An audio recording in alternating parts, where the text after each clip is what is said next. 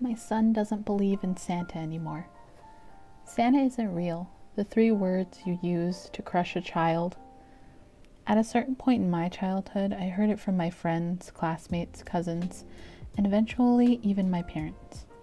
Apparently, I had reached the age where I was old enough to know the truth. But something never sat right with me. Maybe it was the vivid dreams I would have. In those dreams, I would see Santa. It would start with a thump, thump, thump on the roof. After carefully tiptoeing out of bed, I would peek around the corner to our fireplace. Out would come Santa himself in his bright red suit. I even remember him waving at me. Unlike most kids, I was okay with Santa not being real. I always woke up with a bad feeling after having one of those dreams. It was the kind of feeling you would get in your chest when you knew you were in trouble, even though I knew I had done nothing wrong. As I got older, the dreams became less and less frequent, and I simply stopped having them altogether. Christmas became less about magic and more about consumerism. The race to check everything off your list, get the best deals. Last year was no exception.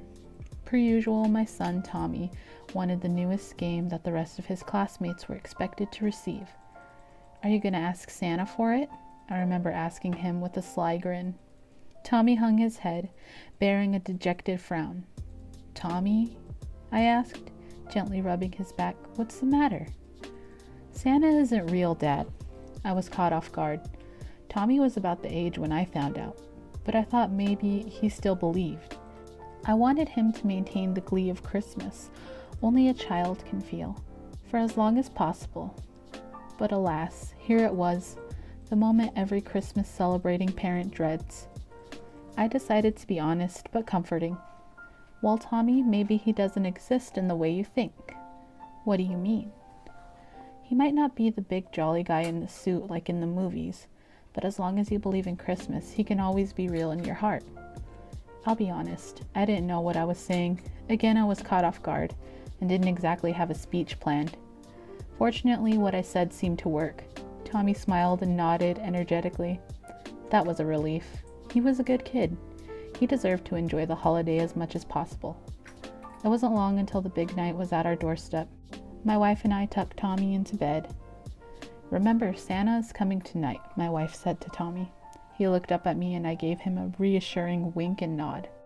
He smiled, but before returning the nod and saying goodnight to both of us. That night I stayed up late, watching some of my favorite Christmas movies beside a roaring fire. I figured I had to in order to sneak the gifts under the tree, going along with the festive charade for what would likely be the last time, now that Tommy was realizing the truth of things. At some point I must have nodded off on the couch. I woke up in the night, looked around, trying to shake off the haze that filled my head. I could see through the window that it was still the dead of night. It was at this point I realized I had not woken up organically.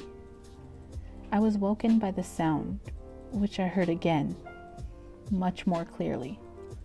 There was a rustling into my side. I carefully turned my head to face in the direction of our tree.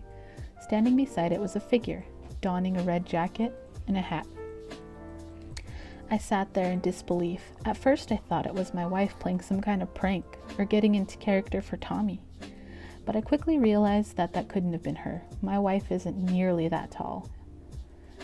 This person was almost as tall as our 7-foot tree. The red jacket hung off their slender, bony figure like pounds of loose skin. I sat there, my mind trying to decide whether any of this was real or if it was just a sugar-fueled nightmare.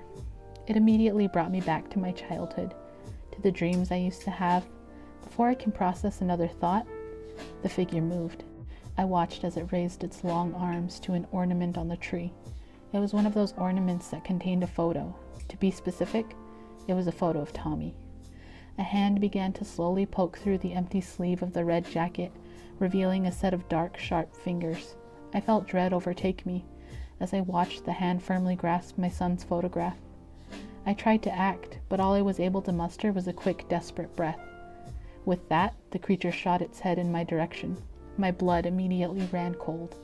I stared back into a pair of glowing red eyes that contrasted the black, decaying flesh of its face. It must not have noticed me before, because upon discovering me, sitting there paralyzed with fear, It smiled. The smile was subtle, but enough to reveal a set of razor-sharp teeth and a black serpent-like tongue. It turned its figure in my direction and began to approach me. I heard the joints of this monstrosity popping and snapping with every exaggerated step. Before I could blink twice, it was bent down, and we were face to face. I could barely breathe. I thought I was going to pass out due to a sheer lack of oxygen. This thing held up the photo of Tommy and widened its insidious smile. With a deep and sinister voice it spoke.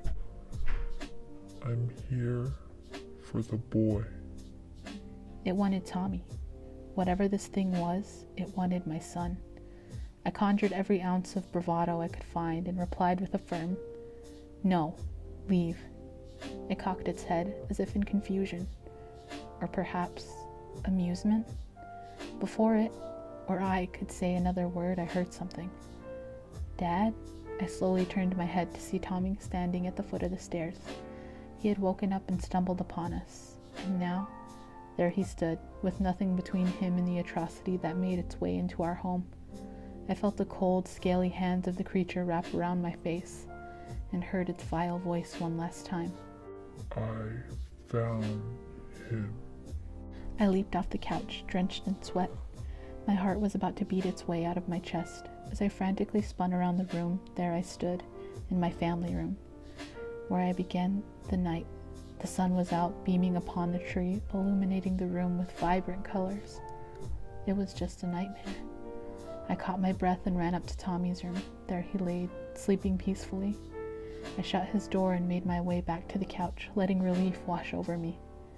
I rushed to place the gifts under the tree, shortly after my wife and Tommy had both awoken. We enjoyed a cozy Christmas morning, exchanging gifts, listening to our favorite seasonal songs, and enjoyed a delicious breakfast. As we ate, Tommy tugged my sleeve, bearing a huge, excited grin. "You were right, Dad." "What do you mean?" "About Santa," he said. "You were right. He is real." I stared back at my son, feeling a knot develop in the pit of my stomach. "Last night, I saw you talking to him before you fell asleep. He talked to me too." "What did—" I stammered, collecting myself as best I could. "What did he tell you?" "He said it was great to finally see you again, and he can't wait until next year, so he can see us again." Thanks for watching.